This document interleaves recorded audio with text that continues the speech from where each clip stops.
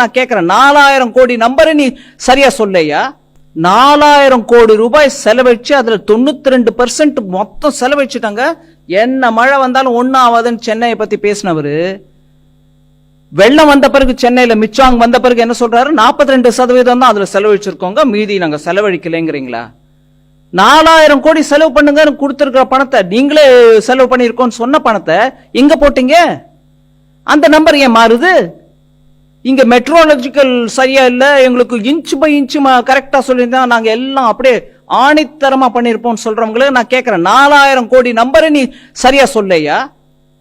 92% சொன்ன ஆளு எப்படி நீங்க அதுக்கப்புறம் மாத்தினீங்க அந்த நம்பர் 42ன்னு? இன்ச்சு மழையை நாங்க சொல்லன்னா நீங்க 92 42க்கு உள்ள வித்தியாசத்தை புரிஞ்சுக்காத அமைச்சர் நீங்க எங்க கிட்ட பேசின என்னங்க பதில் சொல்ல முடியும்? ஒரே ஒரு நம்பர் 92%க்கும் 42%க்கும் வித்தியாசம் தெரியாம பேசக்கூடிய ஒரு அமைச்சர் இப்போ இன்னைக்கு அவங்க இன்னொரு அமைச்சர் மூலமா கேட்கிறாங்க, எங்க 0.2 சென்டிமீட்டர் இன்னும் ஜாஸ்தியா வரும்னு சொல்லி இருந்தா நாங்க ஏற்பாடு பண்றோம் பேசுறீங்களா? என்ன அநியாயம்!